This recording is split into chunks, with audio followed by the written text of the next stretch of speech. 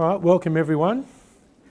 It's great to be here. It's great to be talking about history to people who are passionate about history. That's always a good thing to do. I'm going to be talking about a modern history for the 21st century. I guess in looking at this new syllabus, we're just taking the opportunity to just have a fresh look at how we approach history, to kind of break some of the boundaries that have probably been there before, which have been, I guess, self-imposed, and to just take a different look, take a fresh look, to be creative, to try different things. So let's see.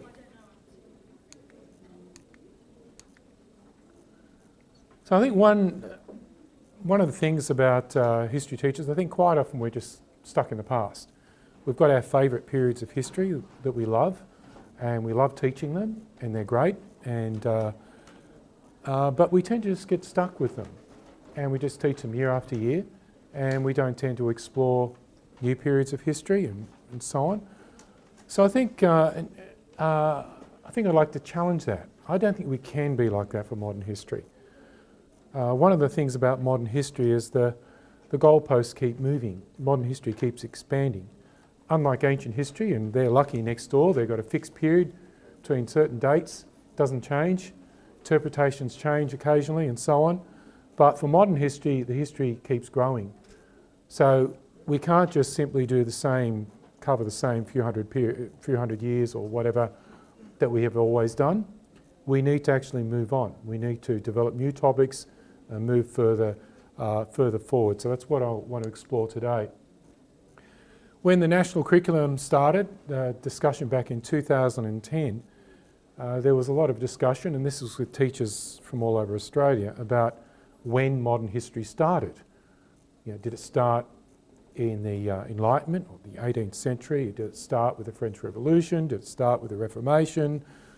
A lot of this came from teachers from other states. In New South Wales, we were quite comfortable with teaching history since the French Revolution, and we kind of moved on and moved out of a lot of the 19th century topics we were doing, but it particularly came from the other states. When did it start? When does modern history start? Where do you start the course? Well, I think it's the wrong question. I think the question we need to ask is, when does it finish? And the thing is, it doesn't finish. Modern history is right up to now. It's happening right now. History is being made right now. And very significant things are particularly happening in recent times. And next year when you're teaching it, there'll be history. It might only be a few years back or a year back or 6 months back, but it's history. So I think as Bob Dylan said, the times are changing. They are, but very, very fast. Times are changing very fast. There's a bit of future shock. There's a book back in 1973 called Future Shock by Alvin Toffler, which was a great book in looking at projecting in the future and predicting what things would be like. But he said we're going to be in a state of shock with the change, and he was right. There is a certain amount of future shock. The world is now more interconnected than ever. We are so connected to the internet. I was just listening in the car today about the next big thing in the internet is basically going to be have voice-activated software for so many things in the house and in the car and wherever. Voice-activated software and also health services online. These are the next big things. So we're going to be looking at a screenless internet future where we do everything without the screens. We're going to a brave new world. We're more and more interconnected than ever before, both with the internet, with environmentally. There's problems with our passports. Basically, global problems don't stop at borders anymore. Pollution and climate change and all those sorts of things affect us all. Pandemics. So we're more and more interconnected. We're more and more impacted by things that happen on the other side of the world, and it can be instant. A decision by a world leader, a foolish mistake, an error, a cyber attack, and so on. We're so connected in so many different ways. So, and we're more vulnerable. I think the other thing is this makes us vulnerable. It's a great world we live in, but it's a much more vulnerable world because things that happen anywhere can impact on us. So I think our history needs to take that into account. We need to equip our students to survive in this world, to understand it. They're going to be the leaders, they're going to be the citizens of the future. So we really need to gear our teaching towards that. To help our students understand the world today and prepare them for the challenges of the future, basically, that's what we've got to do. And I go back to the rationale, and it's very much there. A few bits out of the rationale: trace historical background of contemporary issues. So what are these contemporary issues? So we need to identify them, trace the background to them so we understand them. Equip students with knowledge, understanding and skills to help them examine and make sense of the world around them. I think sometimes our history teaching has not done that, that we've been so focused on our past areas and making sense of the world then, which we have to do, but then what we failed to do is we failed to say, well, how was what happened then relevant now? So I think we need to pay real attention to that. And I think in the modern syllabus, with World War I, for instance, having the legacy and the modernity of World War I in there, I think is very important. So instead of just studying World War I, back then 100 years ago, we're looking at what's the modernity? What are the things about World War I that are still with us, that are still impacting on us, that are similar, and so on. And provide a firm foundation for active and informed citizenship. Again, this is right up there in the rationale. This is in the aim to have active and informed citizenship and understanding contemporary issues. So these are there, yet I don't, and I think they've always been there in the old syllabus, but I don't know if we've paid careful enough attention to them. So I think now's the chance. And we need to help students foster a critical approach to understanding events, issues and interpretation. So when they see world events, and quite dramatic world events, they have some sort of depth of understanding to make sense of those events. They're not just thrown about thinking, wow, you know, how can that possibly happen? They know that there's a reason for that. There's historical reasons. They also know that you know, they have an obligation to be informed and to be active citizens. And if it's something that they can be involved in, do something about, then they should consider doing that. So it's right there at the very core of our syllabus. So we need to really let those things drive what we do. So let me suggest just a few ways. I think firstly, teach our students to be flexible thinkers about the past. I think one of the things we tend to think that because things have happened the way they did, then that was the way they were always going to happen. And World War I particularly, that it ran its course and that was the way it was always going to happen. It couldn't happen any other way. Well, no. There were multiple other outcomes that could have come out of World War I. There are lots of different things, and I'm going to mention a couple in a minute. World War II is exactly the same. We're lucky, we're on the winning side in World War II. We're lucky that the leadership in World War II was superior, I think, to the Axis powers particularly. And they provided a vision for the future and so on, but it was a close-run thing. The first 2 years of the war were a close-run thing, surviving, and then be able to get to that turning points in 1942 and turn it around was close-run. The last few years, well, it looked like the Allies were going to be victorious, and it's just a matter of when. But if you go back in the time, it didn't look like that to the people at the time. So I think we need to think more flexibly. The way things turned out is not the way that they would necessarily have turned out. So place ourselves in the shoes of the people in the past. See it through their eyes first. Whatever period we look at, we've got to see it through the people's eyes at the time first. Secondly, realise that there are alternatives. There are always alternatives to things. World War I, there were alternatives to going to war at that particular time, in that particular way. And explore the significance of events. We've had some big events, and we've had the centenary, 1914, then 1915 for Anzac. We missed a couple there in 1915. We're very obsessed with Anzac, 100 years since Gallipoli, but there were two other centenaries around that time as well. One was virtually, I think, the day after or something, and that was the Armenian genocide, the beginning of Armenian genocide in the Ottoman Empire in 1915. That was their centenary as well. The other centenary was at the end of April, a few days after Gallipoli, and that was the centenary of the International Congress of Women in The Hague in 1915, which I'm going to talk a little bit about in a minute.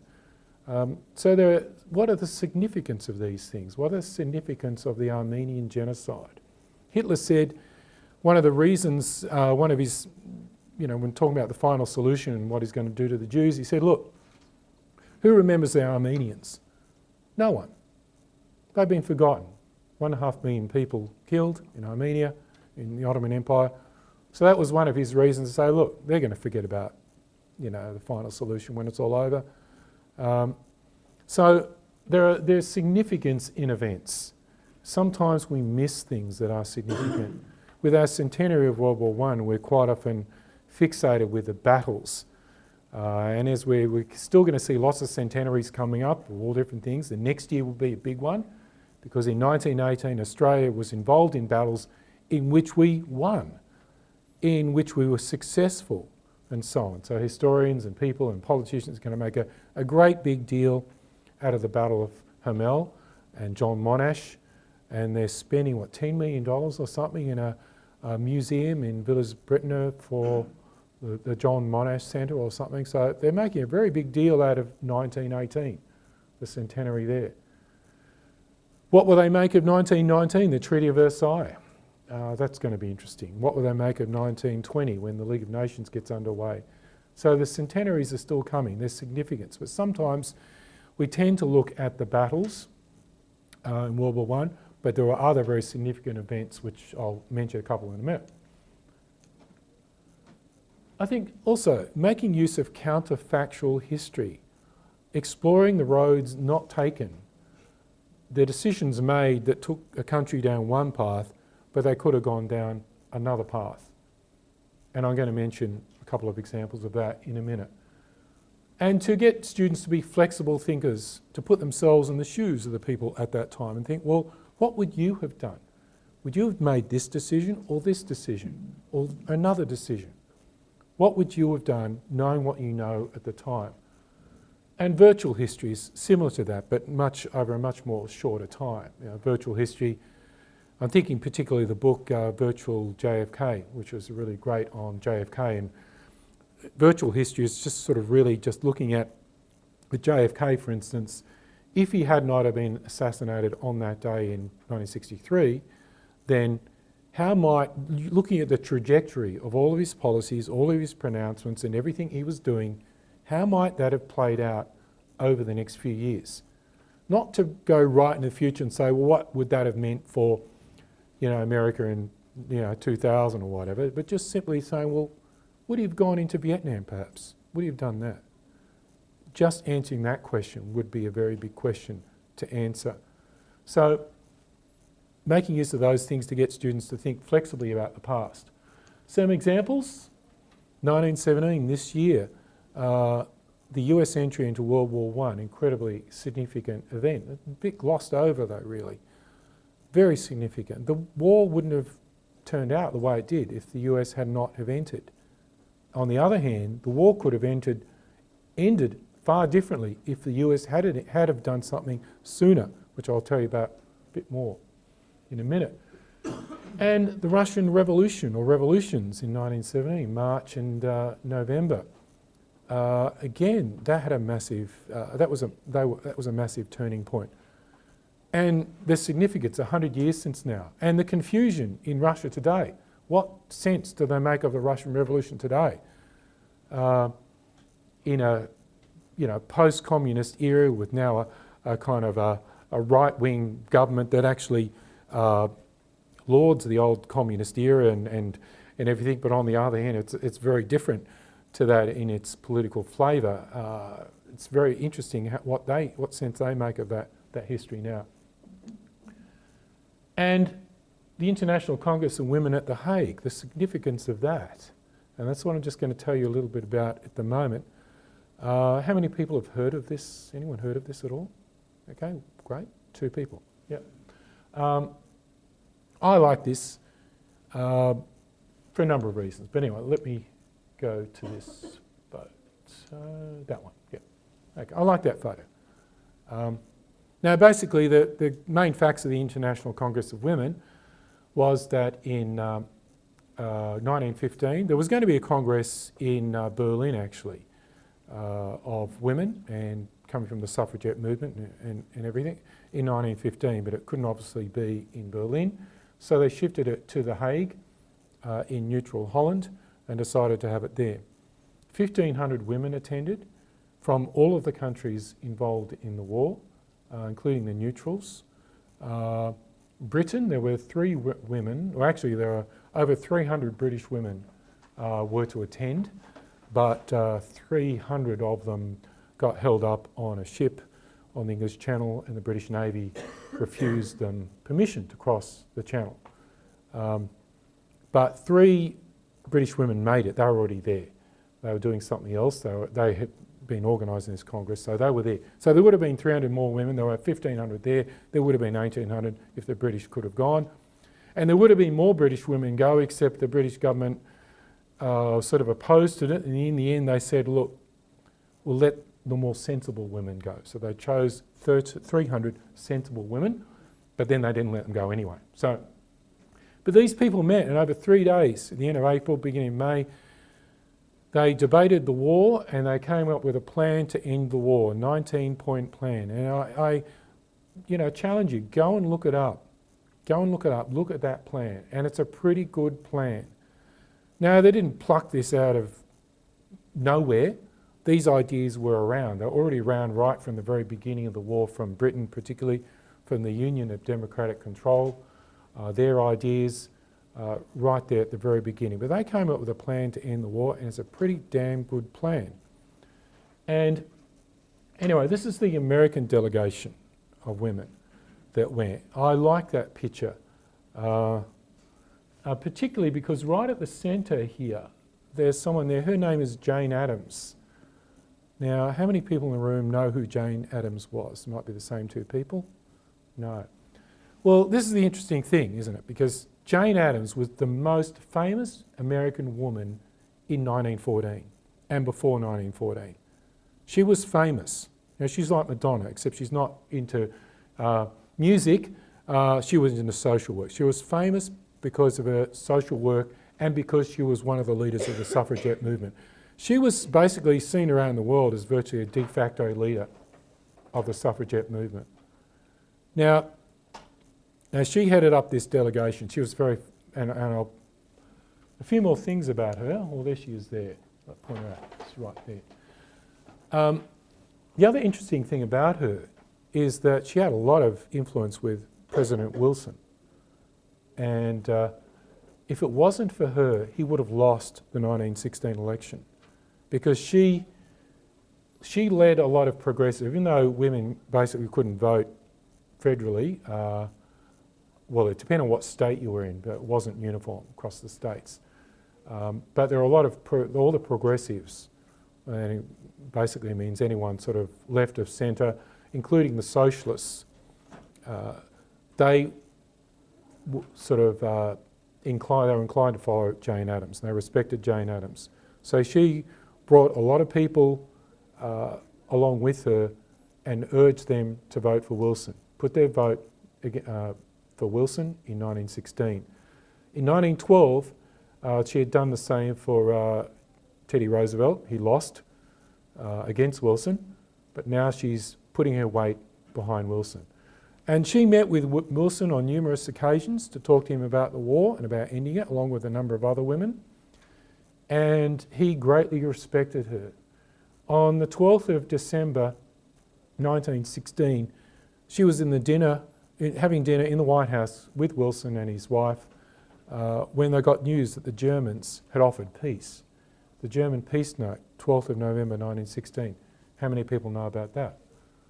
Probably not many, well, few people. But it happened. It's public. It wasn't a secret thing. It was public. It was in the newspapers and so on. It was a critical moment, and he had to leave dinner. He had to go and attend to that and to deal with that. But she was right close to Wilson, and I think that was important. Now, the other person I like in the picture is that person there, Julia Grace Wales. And the reason I like her is that she's a teacher.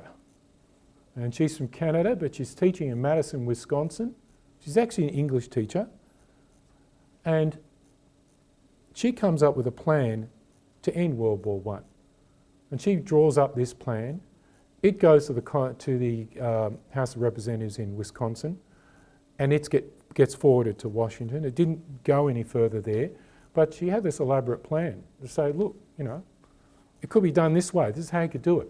It involved setting up a neutral conference of continuous mediation, setting up a permanent peace conference located in The Hague, which would then take, backed up by the neutral countries that would then take propositions from both sides to try and work out a compromise and so on.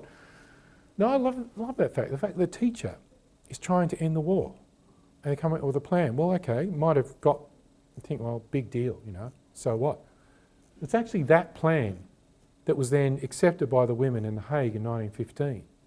And it was that plan that those women, delegations of women, then took to the leaders of Europe and the neutral nations in the next month or so after that, to take that plan to these people and to get a good reception by and large in most places.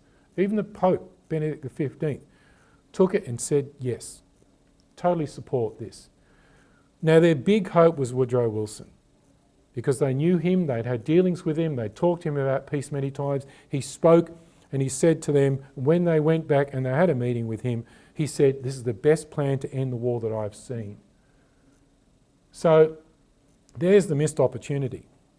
Wilson had a chance at that point to do something different. This is in 1915. To do something different than he did do, and that is waited out till much later before he tried to mediate peace. He had the neutral countries, Spain, Portugal, Holland, Denmark, Sweden, Norway, all willing to follow US leadership in an attempt to mediate an end to the war, based on this plan. And it's one of the might have beens in history. Now, the Allies and the Central Powers probably wouldn't have considered it in 1915 at all, because they both still thought that they could win. But by the end of 1916 was another matter. Stalemate had set in, millions were dying on the front, no one was getting anywhere, and it might well have been received at the end of 1916, particularly when the Germans offered peace, and then the Americans with their peace note also in December 1916, and with a few other things that happened in 1917. It still could have been possible. Even the Pope tried his best with the papal peace note in August 1917 to put forward from a neutral, he again wanted American backing. By that time America was in the war and they'd given up on trying to mediate an end. They joined in on one side. So I guess what I'm saying is, looking at the world at the time, and from these women particularly thinking, what can we do? Most of them, well, all of them, couldn't vote in any of their countries, nowhere. There were no Australians there because they couldn't get there in time to this Congress. They got involved later. They could vote. We could vote here in New Zealand, but nowhere else. So none of these women can vote, and yet they were trying to do this. And they were actually more radical peace activists than the men. So I better move on. I could talk about that for a bit, but these are one of these areas that probably need a bit more exploration. So I think we need to keep looking for new lessons from the past, even from the old periods that we're used to. Let's try and see what new can we find out about them. Use analogies from the past to help our thinking in the present and our thinking about the future. So looking at the situation in the world today and looking at the rise of the global far right and so on, and looking at Trump and that sort of thing, we need to look at analogies in the past. And these days, historians more and more are going back to the 1930s to say, yes, we've seen this before, this looks familiar, some of this stuff. Yeah, let's use that as sort of a kind of an analogy to examine the present. Now, of course, history doesn't repeat, as Margaret Macmillan, the historian in World War I, said, but it does rhyme. So things kind of do reoccur, similar themes do come back up. Things don't exactly repeat, of course. Some examples? Well, the problem of war. The League tried to deal with it, failed. The United Nations tried to deal with it, and to a certain extent there's been success there, but the United Nations has been kept deliberately weak by the great powers particularly. The 5 permanent members of the Security Council are the 5 biggest arms producers in the world. They're the 5 biggest holders of nuclear weapons arsenals in the world. So the countries that are supposed to be protecting the world in the UN Security Council are the ones that are also threatening to annihilate the world if things don't go their way with their nuclear weapons, and threatening to give arms to everyone else in the meantime to fight it out. So there are problems with the UN. The problem of war has not been dealt with at all. And to a certain extent, it's been limited for a number of reasons, but we're still grappling with that problem. So we need to get new lessons. What new lessons can we draw out of what we already know to deal with that problem? Now, I like this, again, another woman, again from 1914. She was mixed in with the other crowd as well. She went to that Congress. She went to another one as well, held in The Hague a week before by the Central Organisation for a Durable Peace in 1915, and which was another peace group, a European peace group. But she was a teacher. She was a teacher in Boston. But she got so passionate about her teaching and her history that she decided she had to, take the next step and be an active citizen about all the things she's teaching. So she founded the American Peace League in 1908. Went to Europe to an international conference on education in July 1914. Was there when the war started in August 1914, but still attended, and then went back for this other one in 1915. Went to the Congress of Women at The Hague and so on. There was involved with President Wilson, always involved with education and believing that education was a tool to change the world. Okay, well, I like her thoughts when World War I started. Here we go. August 1914. Teachers should lead students to understand the historical causes of the war, World War I, to look upon this spectacle of human suffering and devastation with horror, to contrast a world at war with a world at peace, to comprehend the principles which should govern the terms of peace, to realise that every boy and girl has an interest in the movement which will bring about the reign of law in place of the reign of the sword. So I really like that, because she's saying, not only do we have to understand the history and past, here's history happening now, this war. We need to understand this war now. We need to make sense of it, and we need to look at ways in the future to get a better outcome from it. All right, understanding the challenge of unsafe history. Well, what is unsafe history? Some history is unsafe because it's yet to be played out. And yet it can affect us all instantly. There's unsafe history everywhere. What's happening in the Middle East is unsafe history, because things that happen there can impact on us, terrorism and so on. Terrorism itself is unsafe history. I'll look at some more in a minute, but unsafe history basically is history that matters because it impacts on us. What's safe history then? Well, safe history is something that's happened, it's done and dusted, we don't have to worry about it. World War II is safe history. We know what happened, we know who won, the good guys won, we're on the winning side, everything's fine, we can watch those World War II movies and watch movies about Nazis and not be too scared. But you can't say that about ISIS, and you can't say that about many other things in the world today that are still happening. The history is still unfolding. So, and safe and unsafe history is a matter of perspective as well, because it's not just current history that's unsafe history. If you're, for many Indigenous people, what happened 200 years ago is unsafe history. Talking about invasion and dispossession and so on. What happened with the stolen generation is unsafe history, because they're still impacted by it, they're still affected by it. Stan Grant at the history conference last year said that the Indigenous people need to be able to remember the past, and our nation needs to be able to remember the those difficult periods in the past so that we can forget them and move on. And that's the problem for many people, that certain parts of history are glossed over and saying, oh no, 1788, don't talk about invasion, you're not going to talk about anything like that. We gloss over it and we say, no, we're not going to recognise that. Well, we need to recognise that. We need to see that's a genuine perspective. And when we can see that, and when the community can see that, then perhaps people can move on and say, all right, let's move on together. So it's a matter of perspective, so it's not just things that are still happening now. Things that are deep in the past can be unsafe history because they're unresolved, or the tensions are there, or there's some impact on us. Examples were terrorism, I gave that. Cyber attacks, what's happening in cyberspace can impact on us. I think it's very important that we understand some cyber history of the internet, history of all sorts of things relating to our digital lives. We're actually living in a revolution right now. We've got one in our pocket, most of us, our mobile phones. We can all be tracked by NSA right now.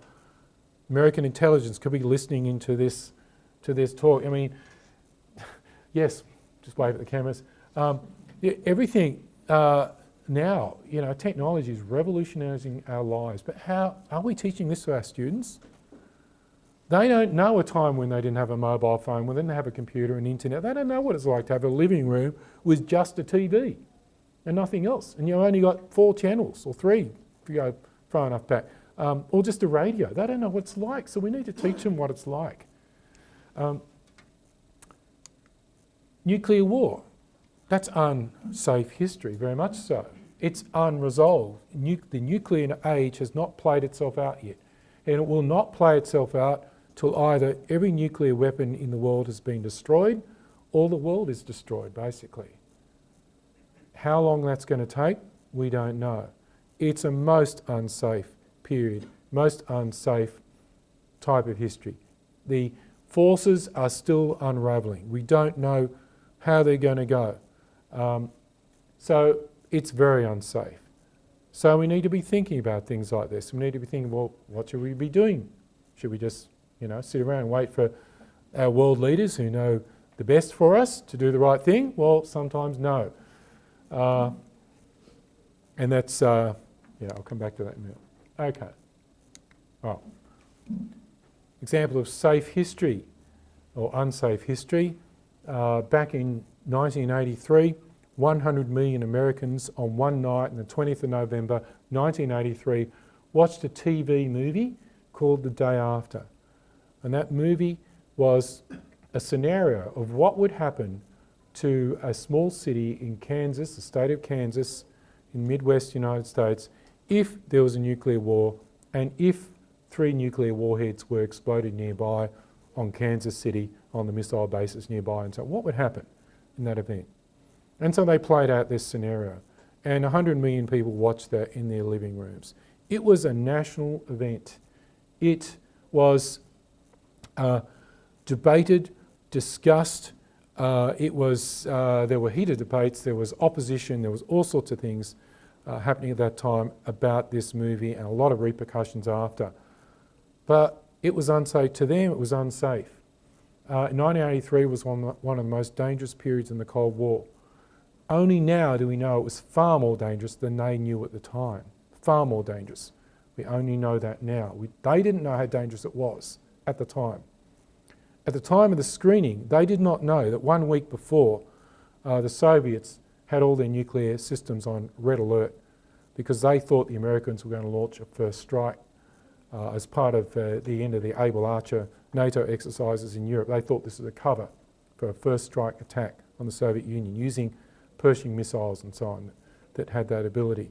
So the scenario of the film could have happened, except it didn't, luckily. The Soviets pulled back. Some of their spies said, no, wait a minute, no, this may not be the real thing. And another incident earlier in 1983, 26th of September 1983, in which Stanislav Petrov on Sepulkov 9 in the Early Warning Centre, which was monitoring any attacks from American missiles, came to red alert. The sirens went off, the lights went flashing, American missiles were heading their way.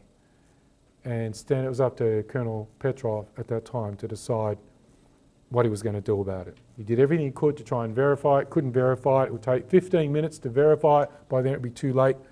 They would be hit by an American first strike. Everything would be destroyed. So he should have gone on to and passed that on to his superiors, but he didn't, decided not to. So that was unsafe history to them.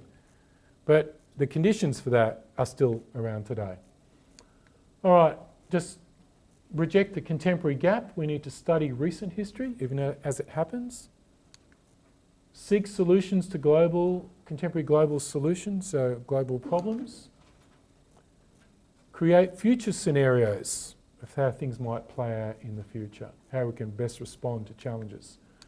Examples, one of the obvious ones there, Trump, Mars landing, I'll put that on, it's not history there, but it will be soon, and when it is, it will be very significant. The film The Martian is what we call futurable. It is possible. Everything in that film is actually scientifically possible. It's not science fiction fantasy like Star Wars, this is real stuff. When it happens, this will be a really significant event for the human race. So we need to look to the future as well as looking at the past and the present, looking at how things might pan out in the future. And lastly, we need to teach our students to be participants, understand what's happening now, be informed and active citizens. The rise of the global far right. Some historians, many historians, are saying the post-World War II international order is under threat for the way things are going at the moment. So there's a challenge to democracy, human rights, international law, and so on. But mostly and last of all, there is hope. And I guess, I'll skip over that, but I guess that's why I like that being on the cover of our book, because that Women's March in Washington DC after the Trump inauguration shows that there is hope, because the people are not going to just be told what to do. They've actually taken to the streets and they've been activated, they've been mobilised, and I think that's a great thing. And I think we need to always look for ways of giving students that sort of hope in the history that they learn at school. So, thank you.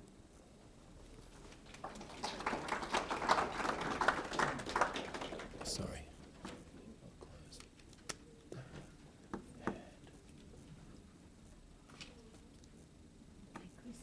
That's yours.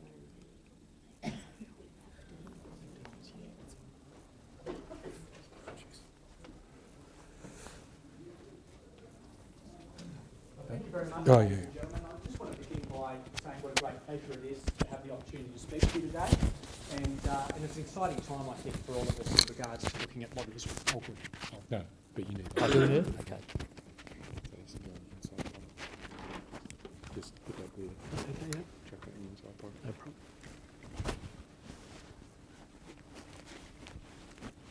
Thank you. Yeah, look, it's an exciting time in regards to looking at modern history with a shift in the syllabus and an opportunity, I think, to explore some of these key critical areas at a deeper level in regards to our students. And the main area that I want to focus on this afternoon is looking at the opportunities that are provided to teachers, to educators, in providing opportunities for deeper learning. So not just understanding the content, but providing students with an opportunity to actually engage in the historical debates, to engage in the interpretations and the perspectives, and ultimately to be able to communicate those ideas both in the written component of the course, but at the same time being able to communicate them at a wider level. We talk about 21st century skills of collaboration, critical thinking, problem solving. Well, now's our opportunity to actually do so in the history classroom. And I want to share with you some opportunities where I think the textbook provides that opportunity, and at the same time where we as educators will be able to achieve those particular outcomes. I want to look at firstly the whole premise of what makes a good history textbook. And I speak from personal experience here because having taught history for the last 15 years, and certainly if you look at the last 5 to 10 years, I've struggled to find a textbook, an actual textbook that would allow me to have as the basis of our learning an opportunity for the students to go back to. At our context, we're often drawing on a number of textbooks, because what we've found is that many of the textbooks only provide a summation. It's almost a summary guide, and that really puts the pressure on us as educators to be able to provide the added material. The reality is we'll always provide additional material. Why? Because we're up to date with current affairs. We're always looking at that angle or that different perspective to be able to share. But I think teachers really want a textbook that provides a safeguard and opportunity for the students to fall back on, so that when they're studying these particular depth studies or these key components, the boys or the girls can always refer back to the textbook. They've got that detail, they've got that depth of material, and as a result, the textbook becomes a vehicle in order to be able to ask the probing, deliberate, critical thinking questions that are necessary in terms of developing understanding. And I think that's crucial in regards to teaching modern history. It's not just about memory, it's not just about knowledge, it's about the deeper understanding to be able to answer that question in the best possible format. So some of the points I've got here is the idea that the textbook needs to be detailed and informative. One of the chapters I looked at, which you've got a copy of, is the Romanovs, which I've thoroughly enjoyed teaching over the last few years. But what I find is there's a number of areas in regards to that history that are often missed, or they're skipped over. You get to 1905, the revolution, and then suddenly we quickly find ourselves into World War I. Well, what happened between 1905 to 1914? Quite a bit. In fact, it's really important from a student perspective to have the ability to be able to analyse, well, those social economic problems that were meant to be dealt with as a result of the 1905 revolution actually weren't. And as a result, how close did Russia come to the brink of revolution even without World War I intervening? And quite often I find that students will often jump to conclusions in regards to the leadership of Tsar Nicholas II. And it's easy to do. We know that he had a number of flaws in terms of his leadership style and the way that he was able to handle information, material, make decisions, influences from other people. But we also need to go a little bit deeper again in terms of understanding, well, what's the context behind where Tsar Nicholas is at? What's the history behind the Romanov dynasty? And in fact, what's the background behind Tsarism? And what I'm really happy about in regards to the opportunity that we've had with this textbook is to be able to explore those opportunities. Not just the personalities, which are vitally important, and in fact, even engaging in character profiles of Stolypin, who's a crucial figure in regards to that 1905 to 1914 period, but often gets mentioned rather than the actual detail on how he was able to assist in regards to helping the Tsar during these difficult times. And obviously a number of the other colourful characters that we'll draw upon, which makes great entertainment and interest for students. It's a tremendous topic to teach. I think a textbook needs powerful images.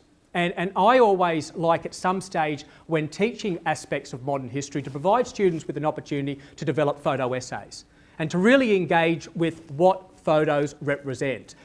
Also cartoons. I think the idea of cartoons making a political statement and the iconography behind it, that becomes very important and something that develops the skills in terms of understanding throughout the course. It needs to be the foundation for that deeper learning. It needs to be the opportunity for critical thinking. And I think, as Darryl said, it's forming the connection between the history and the current world, where we're living today. And I want to make two very important things or points about this particular area. I know talking to students, not just from a historical perspective, but if you look at all particular areas, they love it when teachers have the capacity to be able to generate sophisticated discussion that draws on the content that's being discussed in the classroom and how that connects and relates to what's happening now.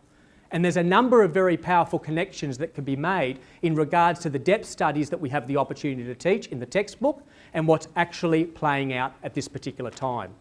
I think the other key area is the idea of developing lifelong learners. We don't just want to teach history, we want to develop historians.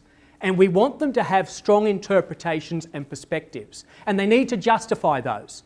And again, the premise of a textbook is not only about providing information, it's also about providing sources and differing perspectives for them to engage in. I think in regards to this, you can provide the information within a textbook, but how do you structure it? How do you shape it within your class? And what we've tried to do with this particular textbook is, as the information is detailed, provide really good probing questions, opportunities for students to think critically with what they're looking at. and for that to form the basis of a discussion. The thing about great questioning is it not only leads to great discussion, but it leads to great questions. And I think the mark of our success as history teachers is not only the opportunity to engage with our students, but to provide them with an opportunity to ask really good questions so that they can demonstrate the thinking that's taking place and get us to look at not only questions in regards to the content, but questions that relate to broader areas. And I think that also goes in terms of future thinking and also other possibilities that could have occurred. And we certainly have the opportunity to manoeuvre in those areas with chapters such as Cuba and its influence on Latin America, as well as the fall and decline of the Romanov dynasty. In regards to that class discussion, I think the other added value in regards to what we've tried to create here is the development of writing skills.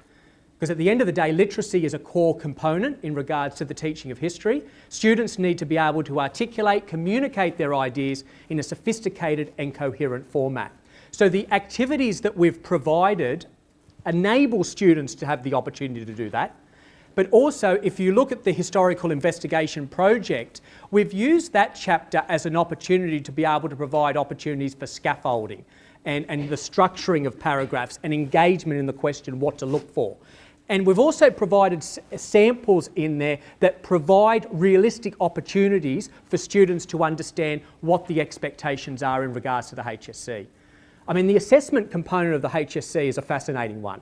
And we're still in a position where we're waiting to see exactly how that unfolds. But the reality is students are going to still have to sit an examination. That will happen.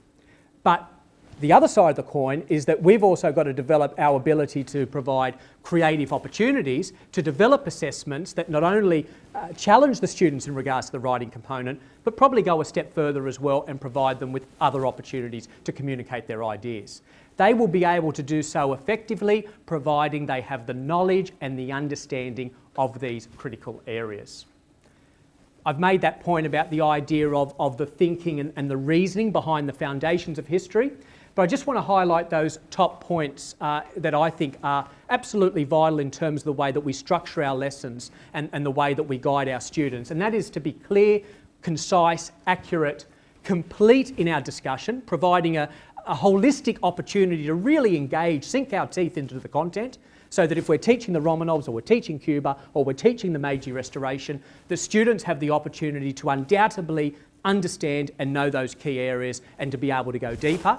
But finally, that idea of be deep. That's deep learning.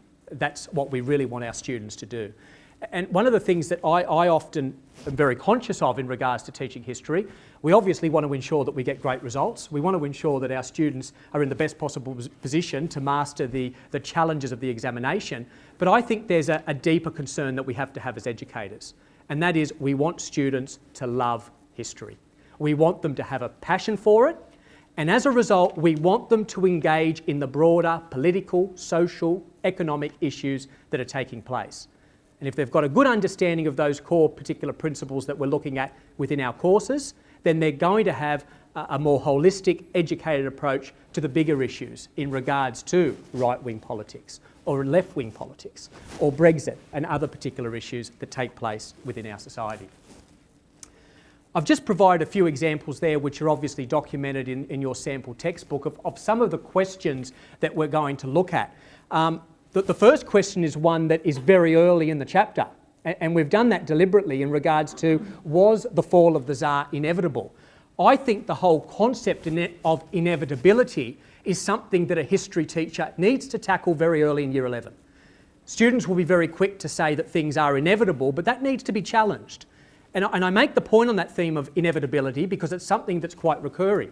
Was World War I inevitable? Was World War II inevitable? The revolutions in Russia and so forth. So that's deliberately posed early in the course to be able to have a look at that particular debate and some of the early research that takes place. Clarifying areas such as what is Tsarism. We make a point in our depth studies to really look at some of those strong thematic concepts. Tsarism, Marxism. If you look at the Cuba area, we've spent quite a bit of time looking at the Cuban influence in Latin America If you look at the previous syllabus, it had Latin America there as well, but it was quite often almost the fourth point that you got to if you had time. We've really wanted to engage with that because it actually allows students to understand the leadership role that Castro played, not just in Cuba, not just in Latin America, but also extends to relationships that he had with European leaders and also in regards to South Africa with Nelson Mandela. Now, these are particular areas that don't get explored in other areas, probably because the idea has been we don't have the time. Well, we have to have the time. If we want to understand these particular personalities and their context, we need to be able to do that well. And obviously the idea of essay questions where students are being challenged to make strong judgments on to what extent, where do they stand, and also to engage on particular statements. Could Tsar Nicholas have intervened earlier? Could it have been corrected, even with all the dramas that took place in regards to the leadership on the home front, the influence of Rasputin and so forth? Getting students to engage with some of those deeper questions. The same can be said in regards to Cuba in relation to the impact of that cult personality figure of Castro. To what extent was that the main reason for his rise to power as opposed to the problematic aspects of the oppressive leadership of the Batista government? Again, great opportunities for students to be able to explore. I think just finally, in relation to those skills, highlighting the point on opportunities to be able to do that. And I know the great thing about speaking to history teachers is there's a number of really creative opportunities in regards to the historical investigation project. The textbook provides opportunities and choices for students to consider, to engage. I think what we needed to have a look at is what impact could we have in this particular section that would have a positive impact for students and teachers. And I think it's the guided sense of inquiry, the guided sense of research, how students can formulate questions, how they can go about researching their information. And we've provided as an opportunity for students to develop their skills largely in the written component. But we have addressed the idea of group work, that idea of collaboration, and the fact that students need to be very conscious of not just being in a group and working with their friends and saying, we'll get this done, only to find themselves in a few weeks' time the work being left to one person, which is not just a case at a school level, but also at universities and so forth, but that they're actually forming mutual contracts, agreements, setting standards, provisions, guidelines, so that they know where they're actually headed in regards to that particular project. And I think also the opportunity of scaffolding and also sample responses, which is directed at all levels of the history class, whether it's to an advanced history class or to a mixed ability class that will be able to respond to those particular areas. But I think what's absolutely vital for our students is ultimately to be in a position where they have a textbook they can trust, the information is there, the information is detailed to the extent that it provides students with the opportunities to ask plausible questions, probing questions to the teacher, engage in those discussions, and I think ultimately being an effective, powerful tool to engage students in deeper learning, and ultimately one that allows both teachers and students to enjoy the process, have a solid understanding of what they're looking at, and ultimately being able to meet all the necessary challenges that meet them in regards to the Year 11 and the Year 12 course. Thank you.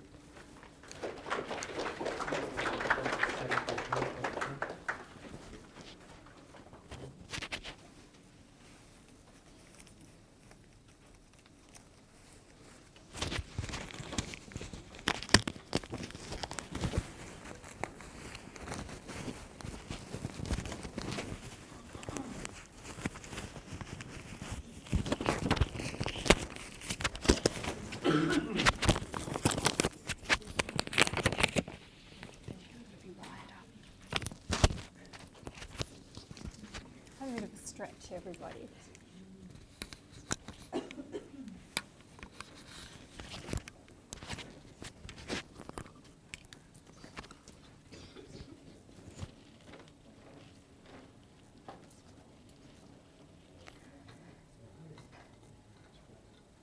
Well, it's wonderful to be here this afternoon, and I see a couple of familiar faces, so it's great to be in the company of fellow historians. And I guess what I wanted to talk to you this afternoon about, I guess, is to go deep and think about what's new and exciting in the modern history syllabus And we've been waiting a long time, and I often tell the story of the fact that I think I was probably one of the first students who went through and did the 88, 89, year 12, and I went into the trenches, and I have been a student, I've been a teacher, and we've been in World War I for a very, very long time.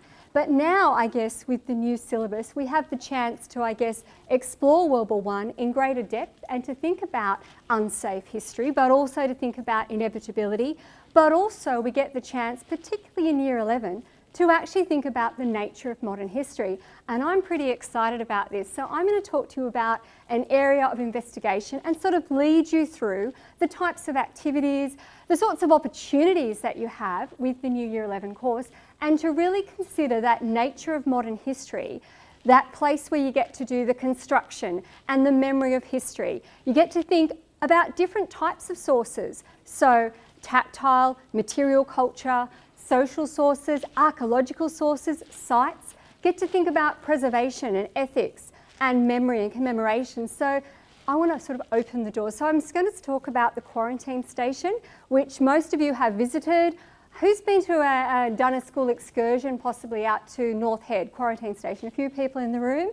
Well, I suspect that maybe you might choose to go again with this new course, and let me take you through.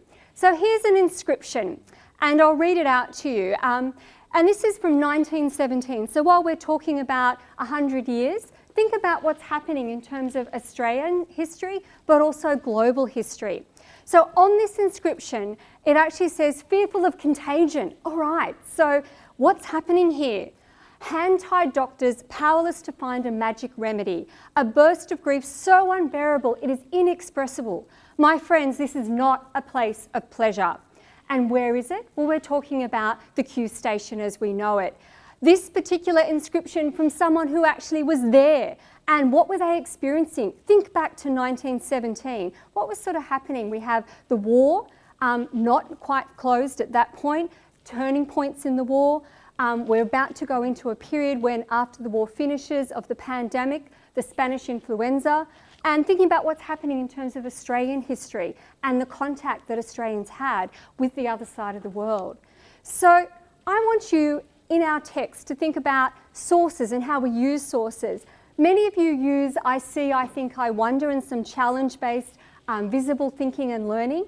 Well, I want to conceptualise that into thinking around, as historians, we are addressing students' critical thinking. We want them to interpret, interrogate sources, get them to actually unpack and analyse it. So I'm going to ask you some questions here today. So what do you see? I know we've been talking for a very long time, so what do people see? Talk to us a little bit.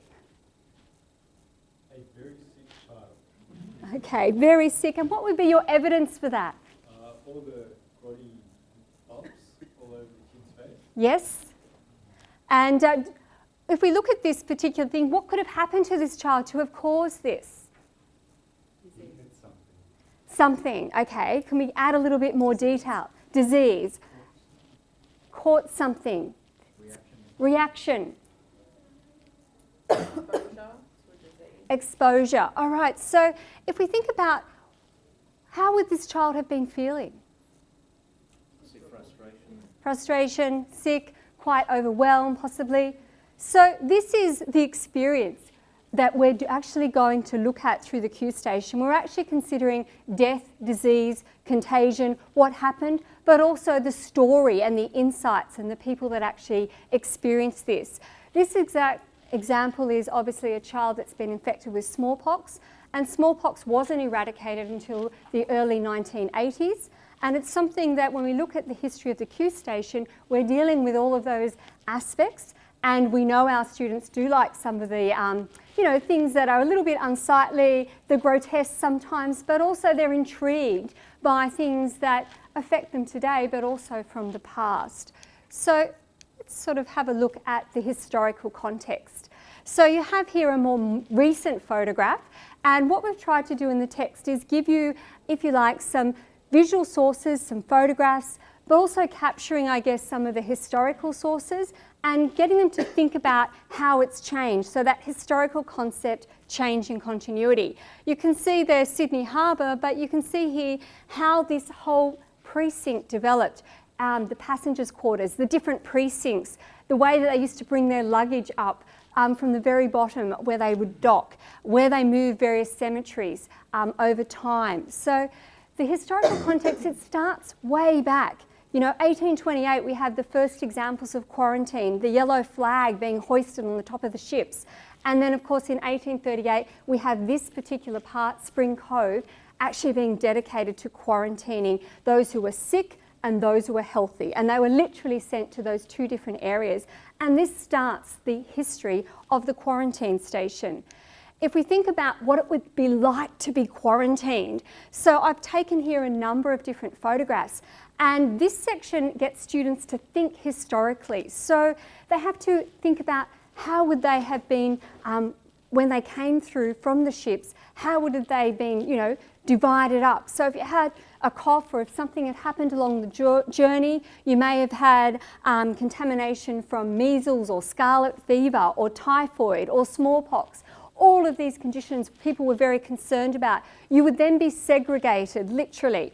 And some of you, if you were in first class and happened to be healthy, would be sent further up the hill away from those people who were very sick and in third class sometimes who were further down. So you traipse up the hill and you can see the standard of accommodation sometimes was incredibly crowded. So you also had to go through a very uncomfortable procedure of being showered in fennel and water, which produced a type of carbolic acid. So not particularly pleasant as you went into these large shower blocks. And of course you had your luggage fumigated. So in those large autoclaves, you can see there all the luggage that was basically pushed through to sterilise. So you can imagine quite a different experience. I'm old enough to remember when I used to go on planes, and some of you will know this, they used to spray when you used to come back into Australia. Do you remember that? Okay, so this is sort of like that, fumigation, but on a much larger scale. And so at the Q station and in the text, what we've tried to do is get our students to engage with modern history and some of the new sources and evidence, and get them to think about interpreting archaeological evidence and the types of artefacts. So, for example, there's a number of different artefacts that tell us a little bit about what it might have been like to live a life in quarantine. If you look at the silverware and the table there, what can you tell me about what it might have been like? More formal. More formal, possibly. Evidence for that would be? Just the fancy teapot. Fancy, very fancy. Yeah, absolutely. A lack of electricity. Possibly. Okay, so, and obviously the Q station, it's a huge period of history that we're looking at. So you have to contextualise and think about when. Types of materials. The types of materials. So, for example, you have porcelain. Okay, you can look at the decoration. You can look at perhaps how elaborate they were. And these particular examples would have been served to people in first class, so those who'd had a first class ticket, perhaps wealthier, so the idea of class division as well. You can see it's quite civilised, and also the fact that it happened over a long period of time. So people may have been quarantined from 10, but typically to 42 days. So quite a long period of time to be there. Some people in the sort of 1980s talked about it being a bit like having a holiday over there at Manly, but most people found it, while, you know, bearable, it, you know, may have been very difficult for some. But we can question and challenge those interpretations. We know that the quarantine station also takes us through an incredible understanding of Australia's history. What you have there obviously is photographs that were taken around the Sydney area when they were trying to rid Sydney of the bubonic plague. And in fact, one of the very first victims of the bubonic plague is actually buried in the first cemetery at the quarantine station. And, you know, in terms of what happened and how many people were affected, about 103 deaths occurred due to bubonic plague. And those people were taken, and they were basically, not only were those people who were infected taken up to the quarantine station, also their contacts. So we think of contacts as a sort of a very modern mobile technology term, but that's how it was referred to. Their contacts, people that they were associated with, were also quarantined during that particular time. And, you know, it's quite powerful. They talk about the ships and how they came across from Woolloomooloo into the quarantine station and what happened to those people that were actually fell victim to bubonic plague. They actually wrapped them in various sailcloth and cotton.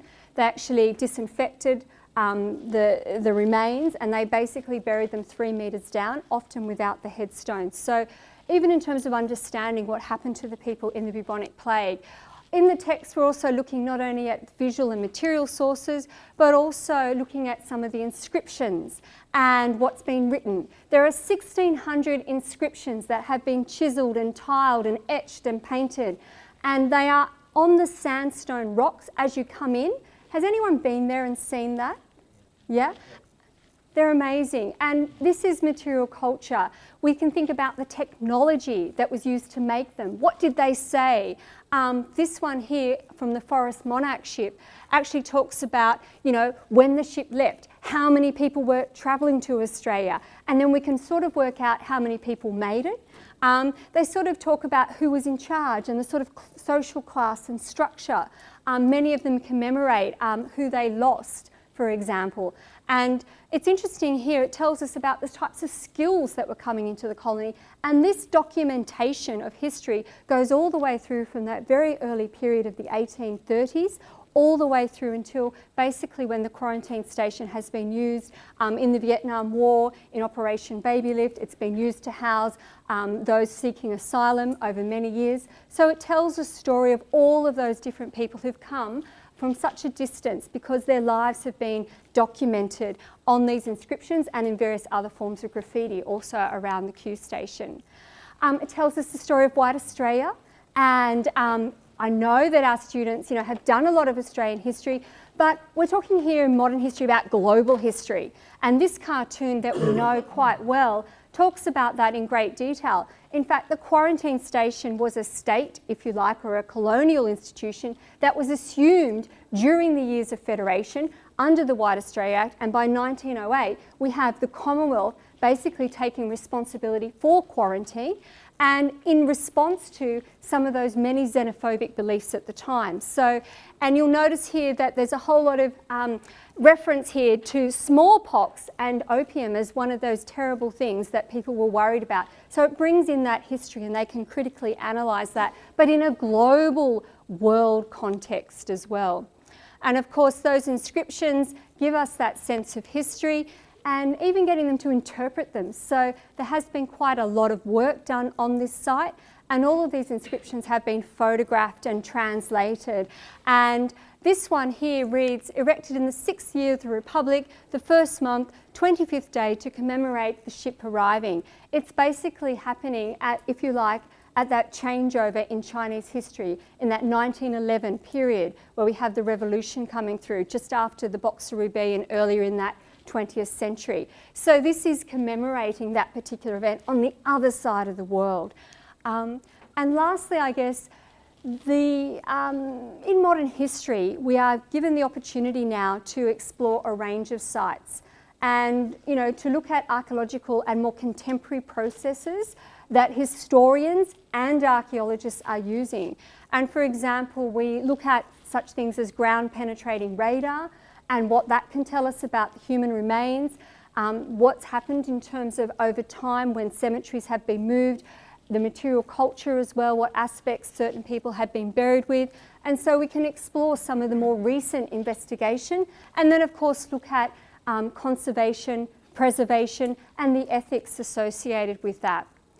And of course those issues of conservation, adaptive reuse, and the idea that, how should we commemorate, how should we acknowledge, how should we preserve, and whose history and whose perspective are we preserving for the future, and who owns that? You can get your students to really engage with a lot of those different types of debates. So I guess I would just like to encourage you to consider that first section of the new senior modern history, but year 11 in particular, that explores the nature of modern history.